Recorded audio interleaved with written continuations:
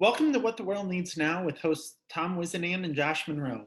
We hope that you're able to leave feeling encouraged and ready for another day of changing lives in the field of education as we speak with inspirational teachers from across the nation and world about what keeps their spark lit.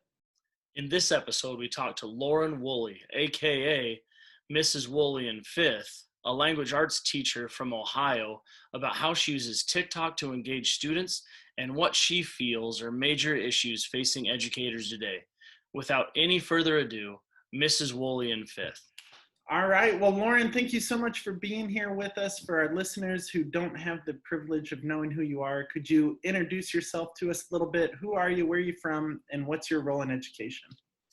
Hi, my name is Lauren Woolley. I am a fifth grade language arts teacher from Northeast Ohio, and I currently have 4 million followers on TikTok and roughly 40,000 something on Instagram. And yeah, that's pretty much the main pieces. You got a big classroom then. It's not Yeah. just defined, it is spread worldwide. It is spread worldwide, and that's a really cool thought process of having, potentially 4 million students. Of all age levels, like not just kids, adults, whatever. That's incredible. Hey, Lauren, what made you want to get into education in the first place? 4 million followers is amazing. That's, like Josh said, a huge classroom. But like, what was the thought process before that was even in the picture at all? I tell this story a lot because people ask me that same question a lot. I actually didn't want to be a teacher like growing up, and that was not my first career choice. And even into my senior year of high school, I actually wanted to be a lawyer. And I was, torn between going to law school and then education. And I went back to actually job shadow my kindergarten teacher, and I just kind of watched what she did during the day, and I just fell in love with it. I thought, this would be so fun to do, and it would be something different every day. And as much as I like and enjoy law and different like governmental things, I didn't think that I would last long in that career field just because I thought I would get bored with it. And I think that's what I like most about teaching, is that it's something new every day, and there's always a new challenge or a new way to be creative. And I just had so many amazing teachers growing up, and I think I'm very fortunate to have had that experience, because a lot of kids don't feel that way. And I think I want to be that kind of teacher for those kids that makes them love school and makes them potentially want to be a teacher themselves for other students. So those are the kind of reasons that I decided to be a teacher. But yeah, I know a lot of people that have said, I've always wanted to be a teacher. It's what I've always wanted to do. And I was not that person. So it was kind of cool to discover that. I think it's good to hear that side too, that not every teacher has always had that, that mindset from the get-go. Some of us want to just change what school looks like. And you're doing that through a lot of different ways. You've done that for me from watching your videos. Where is it that you get those creative juices flowing? Because your videos, you go from the ASMR to the day in the life to things my students do. Like, where do you get all this creativeness? Well, first of all, that's a huge compliment coming from you, because I watch your videos and I'm always impressed by like your POV videos where you show a little snippet into how you interact with your students, and I love that. But as for me, I pull most of my concepts just from things that I'm interested in or pieces of my life. Like, I don't know why, like I'm obsessed with So Satisfying on Snapchat. I just watch their stories all the time. And that's kind of where the ASMR came from, where I was like, you know what?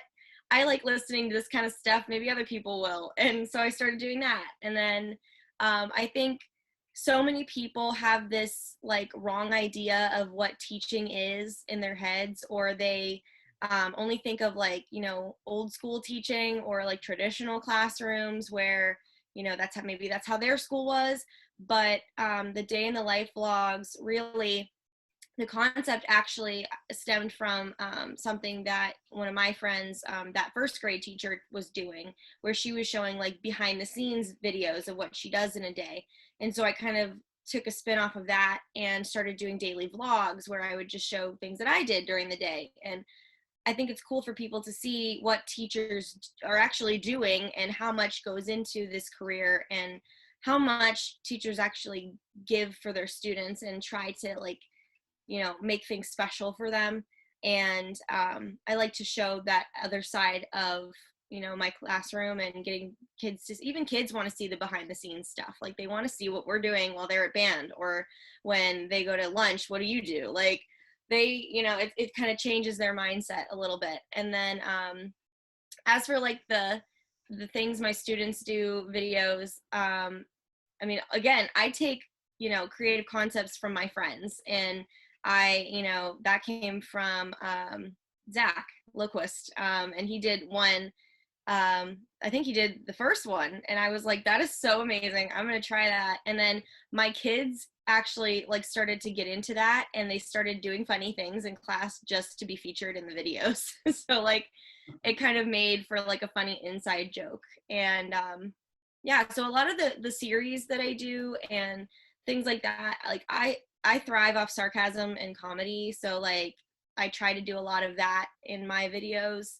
And that's kind of where like the new question alerts came from. Like I was like watching and reading like funny comment videos, and so I, you know, took my own spin on that and created that series. And so, you know, there's definitely times when you get like a block and you're kind of stuck for a new series and you don't know what to come up with. But I take inspiration from the people around me and the things going on in my life, and you know, every now and then something sticks. So As an old guy and an old teacher, it's so awesome to hear these ways that you're engaging kids, you're engaging your community, you're engaging the world.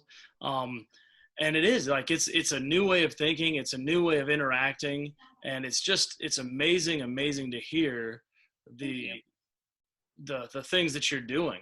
How do you stay inspired? Like creation of content is obviously one way, right? Are there other things that you do? Like, do you read books? Do you like, how do you stay so inspirational? um I definitely do try to have other creative outlets. Like music is a big part of my life. My husband was in a band growing up, and like while we were dating, like that was a huge part of our life. So a lot of concerts that we go to and things like that. So like a lot of the times, just like the way I'm feeling or like funny moments that happen in my life will spark like some kind of creative moment. Um, but I honestly wish I had like a good answer for that, because it's like so hard to say, oh, well, I get creative this way. Like sometimes it just falls in your lap and you're like, that would be a funny video. Let me try that. And I know it's true for like other teachers and other people on TikTok that like the videos that you put the most effort into are the ones that usually flop, and then things that like just kind of happen are the ones that like go viral and for no apparent reason whatsoever. So I think just, you know, just letting life happen, and you know, picking out the positive moments and like picking out the funny moments to highlight in a day. And I mean, even just today, like on the way to work, my husband hit a deer on the way to work. So like I started off my day doing like a daily vlog video, and then it quickly turned into a, hey, I have to go get my husband because he hit a deer. So and then we ended up making like a funny comment video because the comments were really funny that people were posting on the video. So like, you know, it just kind of like happens, and I just kind of let it flow. I guess.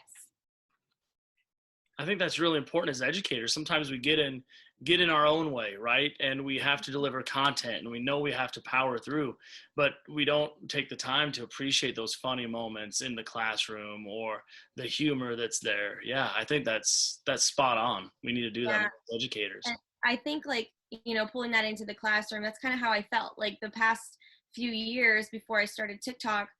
You know, sometimes as educators, we feel um, so stressed out about like state testing if you're in a tested area, or even just like reading levels, if you're a younger grade level, like anything, moving your kids, making progress, it stresses you out, and you forget to have fun with your kids, and you forget to have, just let those moments happen during the day, because I feel like we have to stay on schedule, and if we, let this funny moment happen for 10 minutes, it's going to throw off the whole day. And I think that's something I myself had to drop the habit of, and just, let it happen. It's let the kids have fun. And, I think TikTok really helped me to loosen up.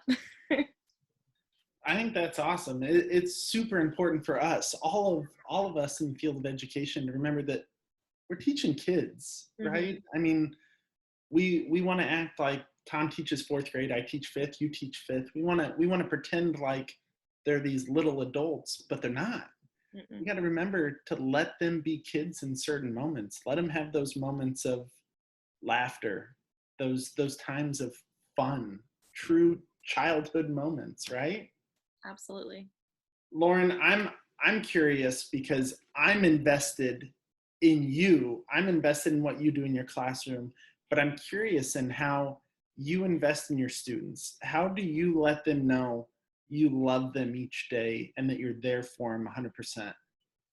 I think for me, it's a huge part of that is just building relationships, and like having those inside jokes together, and asking them about their day. When they walk in the room every morning, I make sure to say good morning and their name to every single kid, to make sure they know that, like, I know you're here, I'm glad you're at school today. And I think just, I'm not a very emotional person where it comes to like me like expressing my emotions to people, but like every now and then, like, I'll get all sappy with them, and I'm like, I'm really proud of you guys, and like, I love you, and like, I'm trying not to, I'm like, I'm not gonna be weird, I'm not gonna make this weird, but I love you guys, okay? Like, so I mean, just like letting them into your life, and like that's what I kind of do with those daily vlogs also, is like they get to know me better by looking at the things I'm doing outside of school, and not just what I do as a teacher. And by me letting them be a part of my life, they're more invested in me as well. So I think it's a huge deal to try and like break down that wall between, like, yes, you're a professional, but like you said, we're working with kids. You're not a professional, working with another professional. You have to relate to them on their level. And if I'm, constantly treating them like, oh, well, that's none of your business. That's none of your business. They're not going to care about me or my class. They're going to be like, all right, well, you don't want to know, you don't want me to know anything about you, then I'm not going to tell you anything about me. So I think, even just with those videos and stuff, like my kids will ask questions about like my house, or they'll ask about my dog, or like I have one student, she's like obsessed with my husband. When I call him on my lunch break, and when the kids come back from lunch, if I hang up the phone before she can say hi, she makes me call him back. Like, she gets mad at me. So I make sure to be on the phone with Jordan every time they walk back in the room from lunch. And like, it's just like those little moments, and like allowing them to know me as a person, and like letting them know that, I have your back, and I'm not going to like, bite your head off if you make a mistake. It's all of those things. And like you said, we're working with kids, they're not tiny adults. And I think another part of them knowing that I'm invested in them is that, I don't rip their heads off when they make a mistake, and I don't embarrass them in front of the class. Like, they know that I care about their feelings, and if they do something wrong, I'm just gonna pull them to the side and be like, hey dude, what the heck are you doing? Like, get this together. So like, it's just a combination of all of those little things that you do throughout the day to show them that you care, and that you're not just there to shove knowledge down their throats and then pass them along to the next teacher. So I guess that would be what I do. But it's creating that whole environment. I absolutely find that so necessary in education, right? It's the environment of trust. It's the environment of personal trust. It's the environment of social emotional learning. Like, I just think that's absolutely necessary. And kudos to you for creating such a strong classroom, you know, where that's evident. Man, I got to go back to this. 4 million TikTok followers. That's 6 zeros behind a 4. That's a lot of followers. It's still not real to me. Like, it's not. Man, it's just crazy. They're from all over the world. Mm-hmm. So Josh is a TikTok following too, and he hears from people from all over the world too. I'm curious, Lauren, what are some of the biggest rocks that you hear from people about in education, or what are the biggest rocks that you think educators face right now? I think there's so many, but one of the biggest ones is that I feel like a lot of the times in education, we aren't trusted to do our jobs and what we're trained to do. Like, I just saw this video. There was a high school, I think he was a high school math teacher, and he went up to the school board and ended up resigning from his job. And he was talking about how, you know, they're more trusted with, you know, the lives of their students during like an extreme emergency in the school to make those kinds of decisions in that moment than to decide curricular decisions in their classroom. And that's something that's like crazy to me, because I came from teaching in a district that was kind of like that. And, you know, I had someone like breathing down my neck every day, and it was like I couldn't move without somebody, you know, knowing what I was doing at every moment of every day. And now being in a place where, you know, I am respected in knowing, you know, I'm trusted, that I know what I'm doing. I've been trained to do this. I have extensive years of education from, you know, colleges that say, hey, I am qualified to do this job, and my principal trusts me. Like, it's nice to have that behind you. And I think sometimes administrators do not always have the backs of their teachers, and that's something that's really hard. And then, you know, making that bond with families also, and getting a family to trust you with, you know, their gift. They literally are giving you their greatest gift every day to take care of and to teach. And, you know, sometimes I think it's hard for teachers and parents to be on the same page. And that's always been a boundary that I think educators forever have been dealing with, and parents have been dealing with, because, you know, they want what's best for their kids and teachers want what's best for their kids, but, you know, sometimes those don't always look the same in their eyes. So those might be a couple of big ones. And then I feel just like, and this might just be like a US thing, or maybe just be an Ohio thing, speaking from my own experience, but like budgets for teachers are really hard. You know, if you look at any other profession, you know, a surgeon doesn't walk into an operating room and have to bring in all their own equipment and all their own machinery and stuff to do their job.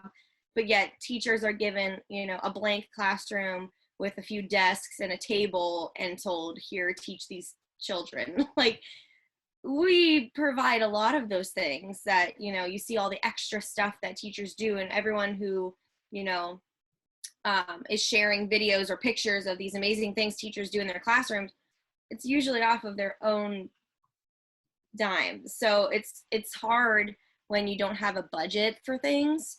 I can't help but laugh at my old school again. Every teacher, now this was a district of like probably 5,000 students, and at my school alone we probably had like 1,600 kids, and every teacher's classroom had around 26 students, and we had a budget every year of $10.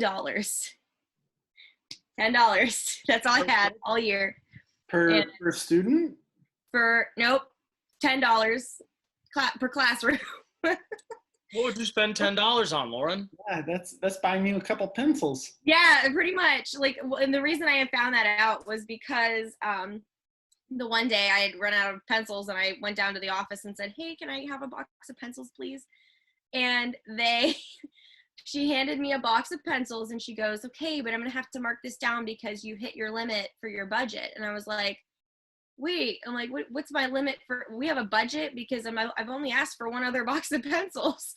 And she's like, yeah, the budget's $10. And I can't help but laugh at that because it's like, it was like October. Like, okay, so I have $10 to spend on any materials I might need to teach second graders. Cool.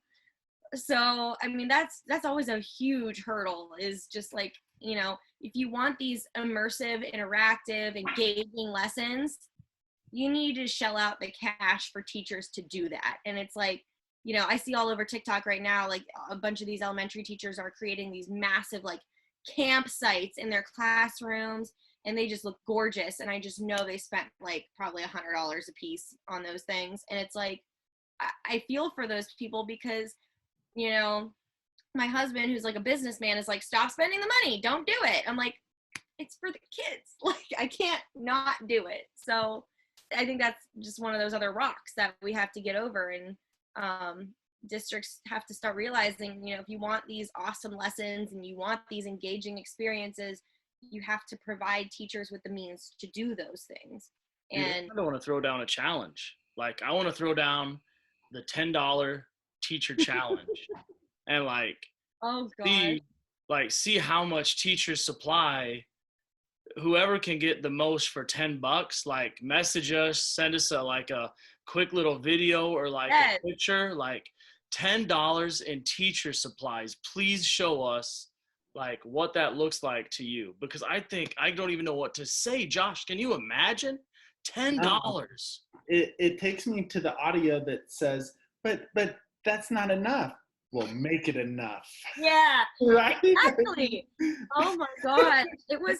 Well, then again, now I'm at a new district, and it's pretty much like if I ask for it, I can get it, and that's so nice. Like, like on little things, I still spend my own money and willingly on little things because I'm not going to put it into like a requisition for, you know, to buy my kids cupcakes. But I, you know, if I say, hey, I found this really cool, you know, social studies program, can I buy it? And they're like, yep. I'm like, okay, cool. So, I mean, they say we have a budget, like each classroom has a budget of $250, but if we ask for more, they don't say no. So it's like, you know, it's night and day. And I think sometimes that might be something that adds to the fact that teachers, you know, quit within 5 years. I know my first classroom, I think I spent probably like $2,000 getting things for my first classroom. You know, in elementary school, you have to have like a classroom library. I had no books for kids. I had to get like 300 books. So it's insane. It's insane how much money goes into this job. And don't you think if we take a step back and we talk about equity in education, that is a huge issue. Just what we're talking about right here with two different school districts from the same state, the inequity that children face. And then we want to throw COVID on top of it. Then we want to throw technology.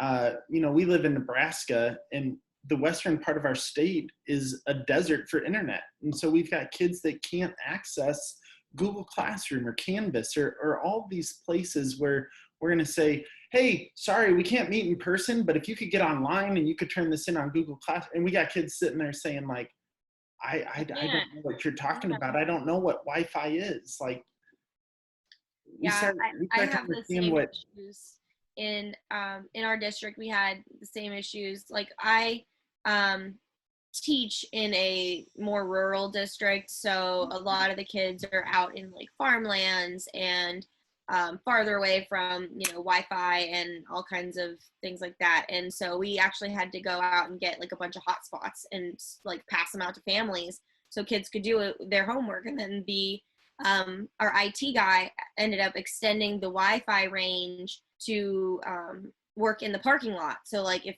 parents didn't have Wi-Fi, they could drive their kid to the school and sit in the parking lot and do their homework with them or whatever. So, like, but even that, it's like, okay, like I have to drive my kid to the school every single day, sit in the parking lot in my car and work on schoolwork with them.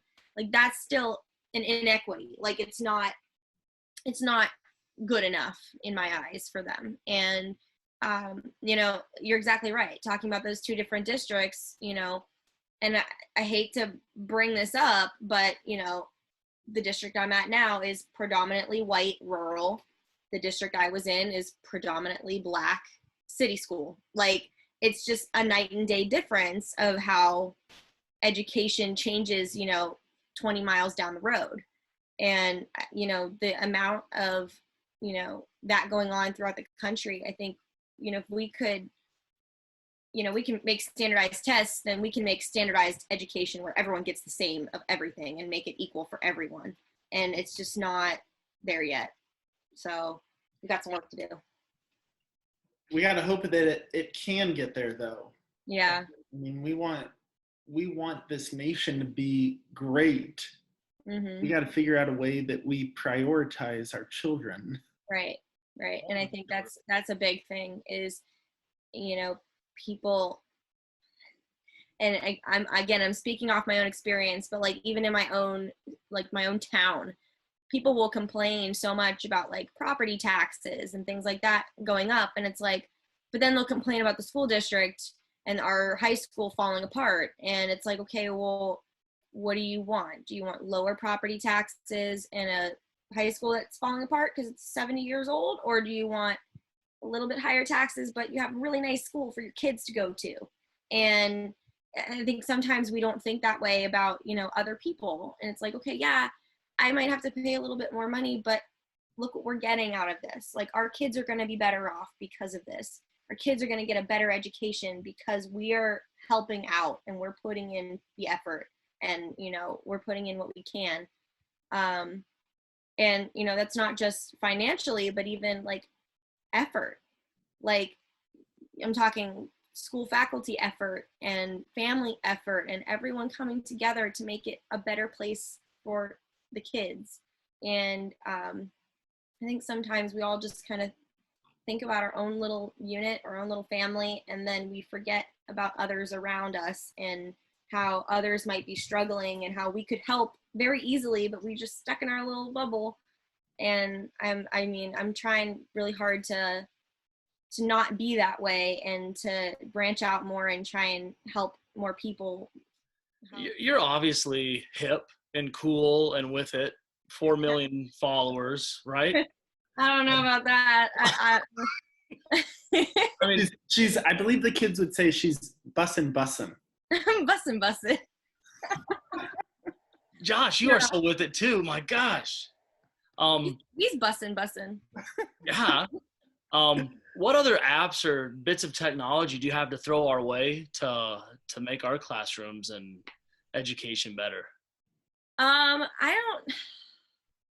I'm not like super great at finding like the new cool technology to use in classrooms. I like the one I use on a daily basis, and this is more like a teacher thing, not so much like to be used by students.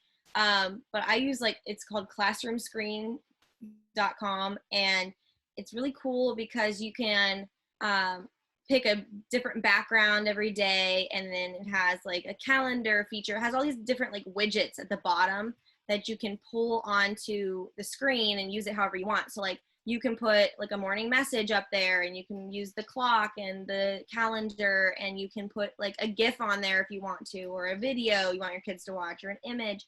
And it kind of just like combines like all those things that I would be putting in separate tabs to show kids at separate times. And so like I have it all up on the board at the same time while they're walking in the door. So that's kind of my teacher tool that I just like I use every single day. And then like as far as like apps and things go, I really like, it's not really an app, but I guess it's like more of a program. I use Studies Weekly, and I really like it because it comes in like a science program and a social studies program. But what's cool about it is it has articles for the kids to read, but it also has videos that go with the articles, and it can read the articles to the kids, and it has questions at the bottom that if they complete, like it's like 3 questions after the article, and they earn points, and then their points can be cashed in for like, they have like a virtual pet and they can buy things for their pet and like little backgrounds. They can buy costumes, and like it's just kind of like a point system based education curriculum, I guess. So that's something that I like to use. What was that one called? Studies Weekly. That was like, it's more of a curriculum. I'm trying to think what else I use that's like technology based. Our district uses Edmentum, and that's like, it goes along with like the NWEA MAPS testing, and it kind of creates like their own learning path for each student. And you can group students together, you can assign lessons. It has like bonus lessons that you can do with the whole class. So that one's kind of cool because then each kid has their own little learning path at their own level. As far as like apps I have the kids use, I want to get iPads for my classroom, because then I feel like I'd be able to use more apps. But because we only have Chromebooks, it's kind of hard to do that. But yeah, I'm more so like, I like to get like pieces of technology for my classroom, not necessarily just like apps. Sure. But yeah, that's not really my forte. Like, my brother just got his master's degree in education technology, so I'm gonna have to pick his brain a little bit about that. I gotta ask, have you ever heard of Prodigy? Oh yeah, I've heard of Prodigy, yeah. Because Prodigy, my kids loved it. I only found out about it probably 3 weeks ago. Really? Yeah, this is like Pokemon. I was like, let me play. I played Pokemon as a kid. Get out of the way. I'm kind of sad that we only have 3 more days of school left. Otherwise, I'd totally get my kids on that. That sounds interesting. I like that. Yeah, they seem to like it. I don't know a whole lot about it yet. I'm always I looking only for watched stuff it for like about. that. Ooh, I do have one. I have one that I thought of just now. So when COVID hit, we were told we weren't allowed to have a classroom library because kids couldn't touch the books. Well, I wasn't cool with that because like I want kids to have the books in their hands. So I was looking for something that I could use for my classroom library so that I could do like a change out system. So what I did was, there's this website called classroom.booksource, and you can literally scan the barcodes of every one of your books in your class library and add them into a virtual library. And then the kids can go in, and then you set up an account for each kid, and they can go in and check out books. So then every Monday I would have kids check out new books. They would bring me their old books. I had like a quarantined book box. They'd put their books in that box, and that box would sit for like the week. And then the next week I could put them back on the shelves. So it was like COVID friendly. Kids didn't have to touch anything. I was the one handing out books and things. So it also helped me to like keep track of what books I have, and you know, who has what book, so I'm not losing books as often. So that's a really cool resource, and that's super easy. Like, you can just use it on the iPhone, and you can put it on your phone and scan books into your library. So that one's a cool teacher one to use. I love it. You got a lot of great resources for us. I think classroom screen, that's one I wrote down. That's a pretty awesome one all around, because that could stay up on your screen all day, right? Oh, it does. Yeah, I keep it on the screen all day long. And then the cool thing about it is, like, it comes with a bunch of different virtual backgrounds that are all like, they're mostly like landmarks around the world. So they have like the Great Wall of China, they have Machu Picchu, and like the 12 Apostles in Australia. They have all kinds of different landmarks that like the kids don't get to see on a daily basis. So that's kind of a fun part of the day, telling them what the landmark is. And then they also have like animated ones. So right now, because it's almost summer break, they have like a beach one. So it's like a palm tree and the waves are coming back and forth. So the kids like sitting there. At Christmas time, they have a fireplace. So like I put the fireplace on, and then I have like the YouTube like crackling fire sounds I'll put on while they read. And so it's kind of cool it's like very versatile, and it's like a nice thing to have that just, can sit up there all day. Kids don't ask me what the date is. They don't ask me what time it is because they can see it. So, Well, Lauren, I've had a lot of fun tonight, but we always ask one question at the end, and every once in a while I try to talk Tom into singing it for us. What the world needs now. And we ask every guest, we got to know, what does Mrs. Woolley in 5th think the world needs right now at this moment? And it doesn't have to be education. It can be, what's going to make us the best place we can be? that's such a hard question because I think the world could use so many different things. But, if I had to narrow it down to one, I think the world needs more understanding.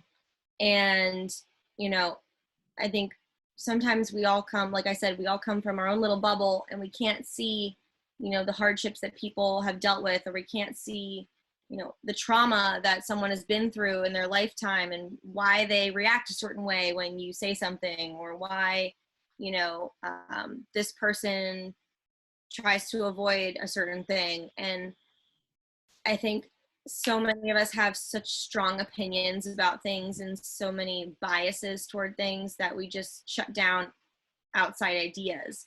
And I think we're in such a pinnacle moment in history where